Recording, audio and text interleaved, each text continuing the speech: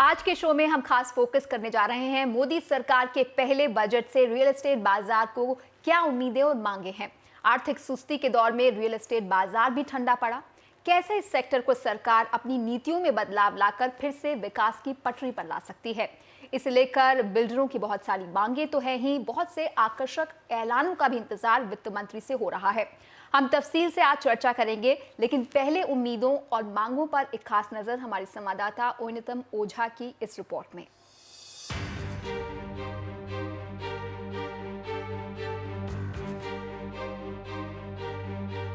सरकारें बदलती रही हैं, लेकिन रियल एस्टेट सेक्टर की बजट से उम्मीदें नहीं बदली हैं।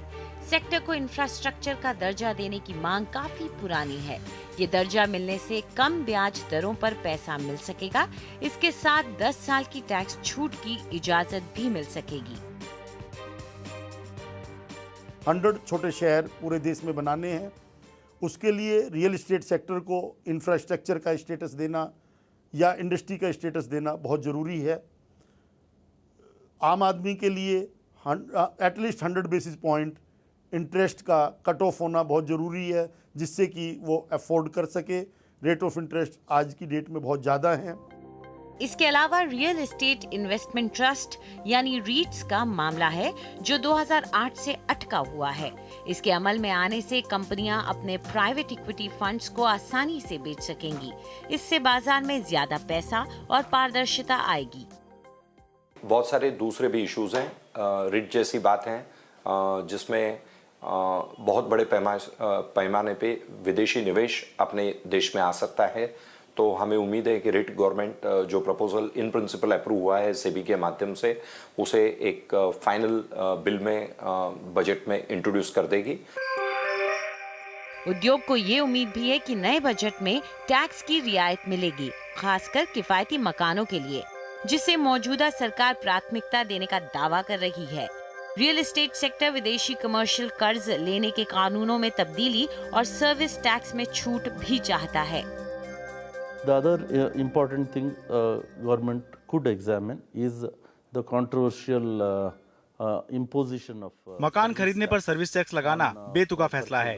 एक ही सौदे को केंद्र सरकार सर्विस कहती है, राज्य सरकार वर्क कॉन्ट्रैक्ट मानती है और एक दूसरा विभाग सेल मानता है। इसलिए स्टैम्प ड्यूटी, वैट और सर्विस टैक्स, तीन टैक्स एक सौदे पर लगते हैं।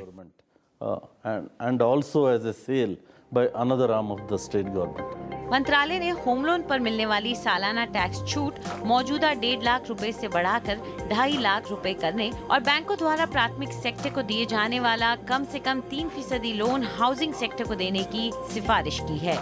सेक्टर चाहता है कि आने वाला बजट आर्थिक बहाली की उम्मीदों को हकीकत में बदलेगा, क्योंकि भारतीय रियल एस्टेट सेक्टर में जान डालने का यही एक तरीका है।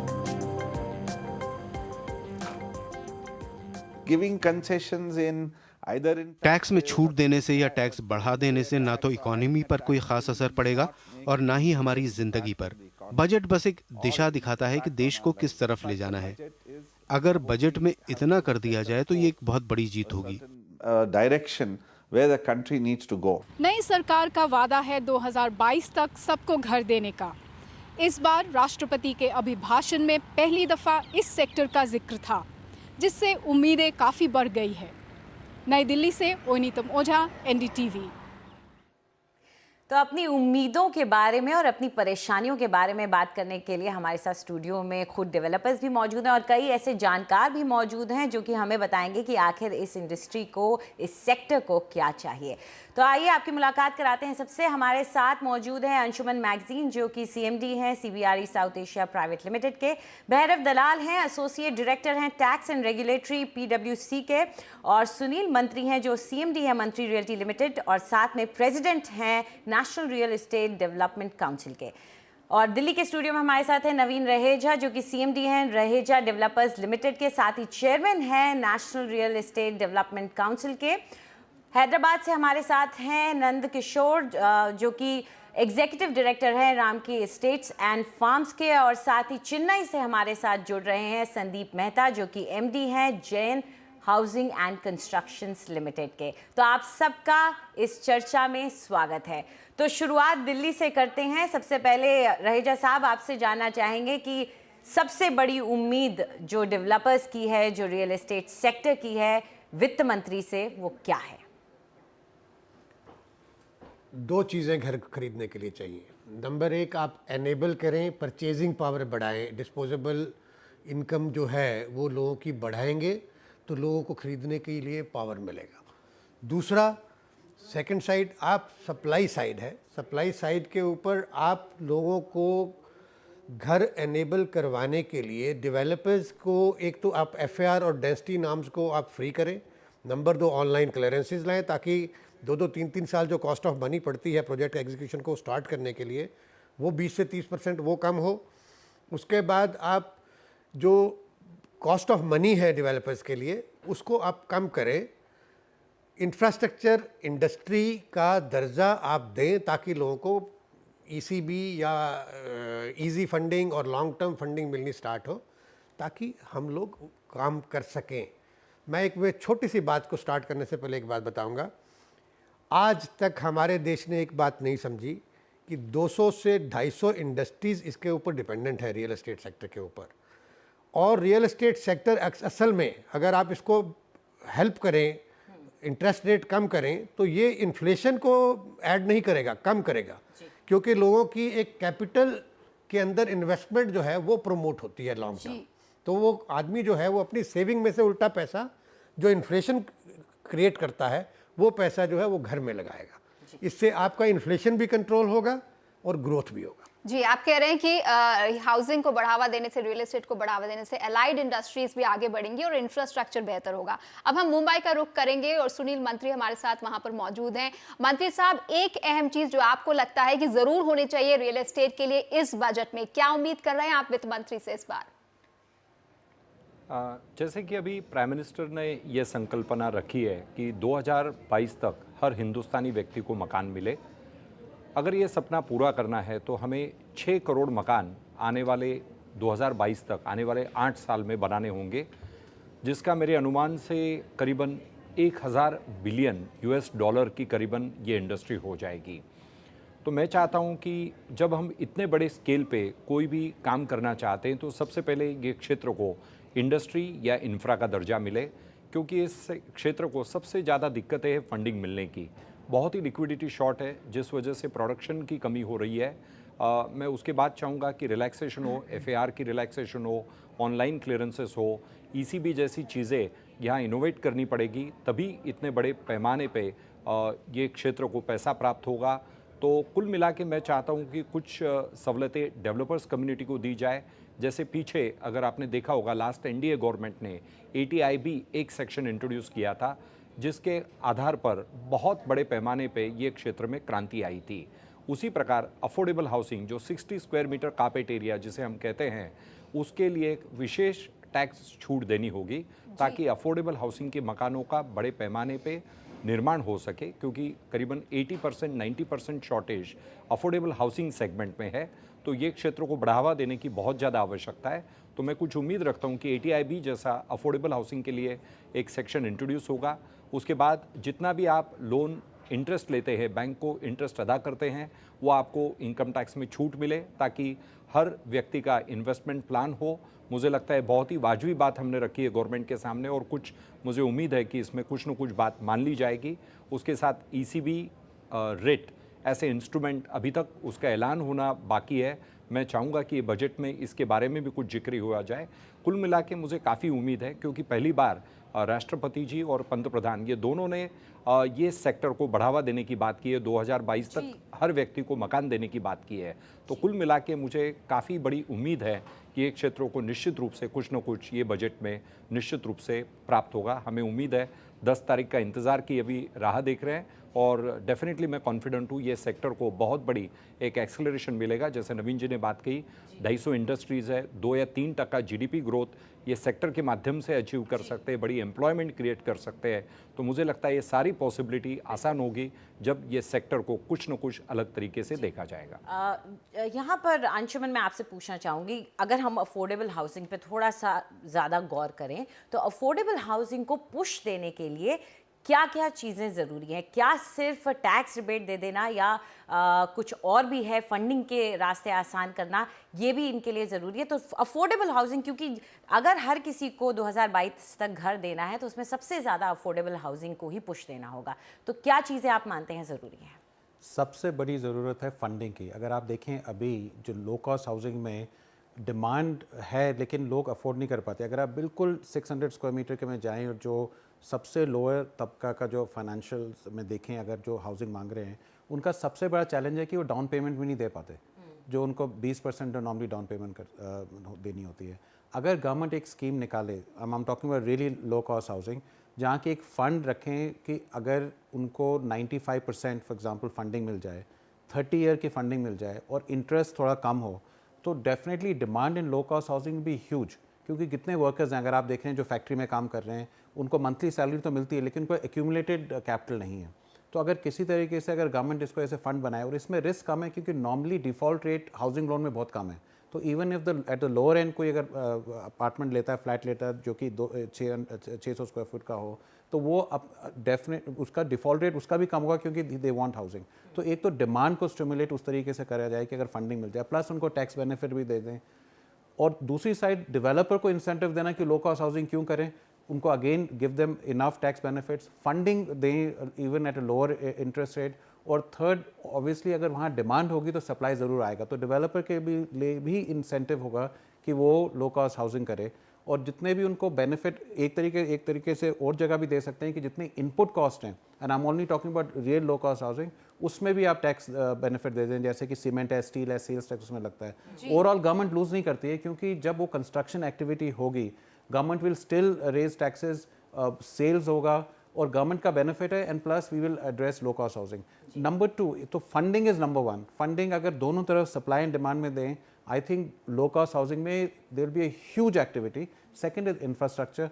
हर एक बजट में इंफ्रास्ट्रक्चर में लार्ज अमाउंट्स आर एलोकेटेड, और हर बजट आप देखें लास्ट में भी हज़ारों करोड़ रुपए इंफ्रास्ट्रक्चर में एलोकेट हुआ, विच इज़ फैंटास्टिक। बजट सिर्फ एलोकेट कर सकता है पैसा, इम्प्लीमेंटेशन इज़ द की। और अगर इंफ्रास्ट्रक्चर इम्प्लीमेंट होता है, दैट मीन्स लैंड की सप्लाई बढ़ेगी, लैंड की कॉस्ट बढ़ेगी, और लो कॉस्ट हाउसिंग में उसका सबसे बड़ा बेनिफिट, क्योंकि अगर देखा जाए सबसे बड़ा चैलेंज लोग हमेशा कहते हैं कि लैंड कॉस्ट बहुत महंगी है, बट मेरे हिसाब से फंडिंग नंबर 1 है, लैंड कॉस्ट नंबर 2 है, और अगर इंफ्रास्ट्रक्चर इंप्लीमेंट होता है, इंसेंटिव्स भी आप बता रहे हैं। एग्जैक्टली, ये तीनों combination will make a difference. उस पर हम बात करते हैं। पीडब्ल्यूसी से हमारे साथ भैरव दलाल जुड़े हुए हैं। भैरव, कुछ समय पहले 2007 से 2008 के बीच में टैक्स हॉलिडे दिया गया था डेवलपर्स को अफोर्डेबल हाउसिंग को लेकर। आपको लगता है उस तरह की कोई प्रोविजन की अब दोबारा ज़रूरत है? क्योंकि अफोर्डेबल हाउसिंग को पुश करने के लिए हम टैक्स हॉलिडे या टैक्स इंसेंटिव्स की जब मांग करते हैं तो उसे लेकर सरकार के पास आप क्या विकल्प देखते हैं?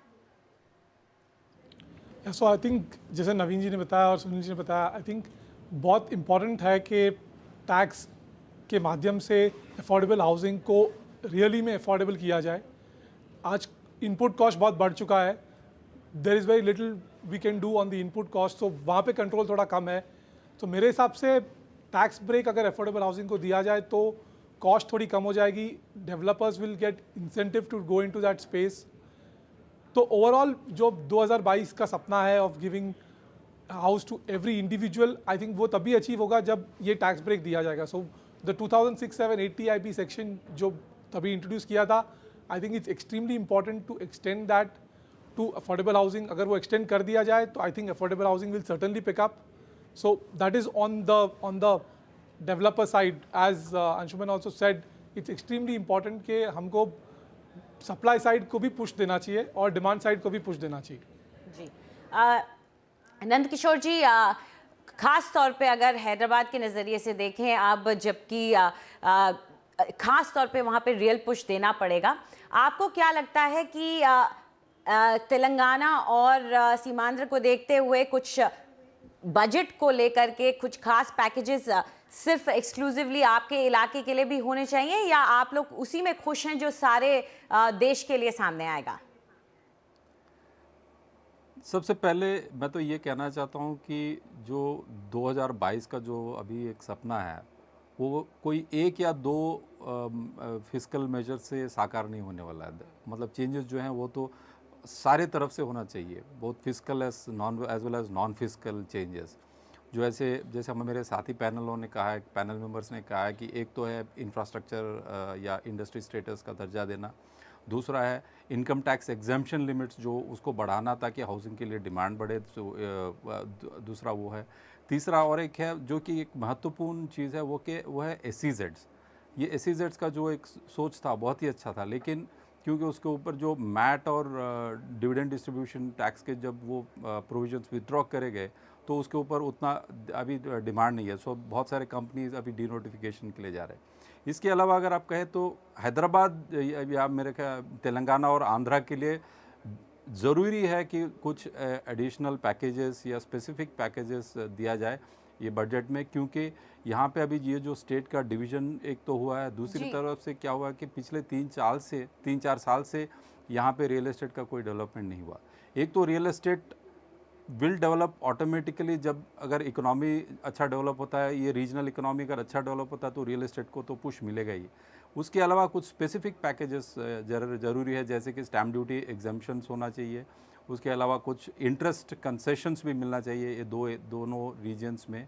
एंड अपार्ट फ्रॉम दैट सिर्फ रियल एस्टेट के लिए नहीं, जो बाकी के जो इंडस्ट्रीज़ भी है उनको भी कुछ इकोनॉमिक इंसेंटिव्स अगर मिले तो वो ओवरऑल रीजनल डेवलपमेंट होगा, जिसकी वजह से as a by product real estate will also benefit. तो मेरे ख्याल से हैदराबाद, तेलंगाना और आंध्र रीजन दोनों को भी कुछ स्पेसिफिक पैकेजेस यहाँ मिलना चाहिए by way of stamp duties या टैक्स कंसेशंस। जी, स्टैम्प ड्यूटी और टैक्स एग्जेम्पशंस की मांग वैसे काफ़ी शहरों में डेवलपर्स कर रहे हैं। और अब हम चेन्नई चल सकते हैं जहां से संदीप हमारे साथ जुड़ रहे हैं जैन हाउसिंग से।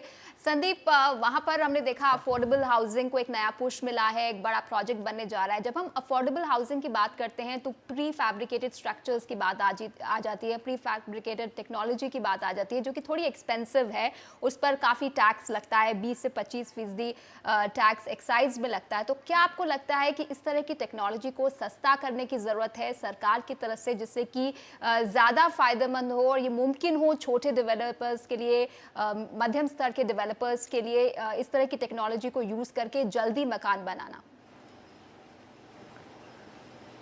हाँ, ज़रूरी है कि इन प्रोडक्ट्स पे जिनको इंपोर्ट करते हैं, बिकॉज आज की तारीख पे जो प्री फैब्रिकेटेड स्ट्रक्चर्स बन रहे हैं वो 90% इंपोर्ट हो रहे हैं। सो जैसे आपने बताया, इस पे एक्साइज ड्यूटी और टैक्सेस इतने ज़्यादा हैं कि वो स्ट्रक्चर कंपैरेटिवली इधर लोकल स्ट्रक्चर से मैच नहीं हो पा रहे हैं। सो प्रैक्टिकली उसको इंडस्ट्री के तौर पर पूरी तरह से यूज़ करना वाजिब नहीं हो रहा है। तो डेफिनेटली उस पर अगर एक्साइज ड्यूटी कंसेशन वगैरह गवर्नमेंट की तरफ से अगर हो जाता है तो क्वाइट पॉसिबल कि ये लो कॉस्ट स्ट्रक्चर हो जाए और प्री फैब्रिकेटेड स्ट्रक्चर काफ़ी बूस्ट कर सकता है ये 2022 का सपना पूरा करने को। बिकॉज जो सुनील मंत्री जी ने बताया कि करीबन 6 करोड़ घर अपन को बनाना है, ये 6 करोड़ घर बनाना इस बजट में इतना आसान नहीं होगा unless we bring in new technologies at an affordable cost. आज जो टेक्नोलॉजी अवेलेबल है वो अफोर्डेबल रेंज में नहीं है। तो I think that becomes very important that we bring in these technologies from the other countries, developed countries at an affordable cost. That वो शायद काफ़ी बूस्ट कर सकता है इस क्वांटम को बढ़ाने को। और दूसरी बात, एक बात जो अभी तक टच नहीं है उसको बताना चाहता हूँ। सी, आज real estate sector second highest labour को एम्प्लॉय करता है। It generates second highest employment. So I think it has become very vital and important that इस सेक्टर को इंफ्रास्ट्रक्चर का दर्जा दिया जाए और पॉसिबल टैक्स कंसेशन बायर को, ख़ास तौर पे बायर को और डेवलपर को जो इस रेंज पे और इस बजट पे काम करें।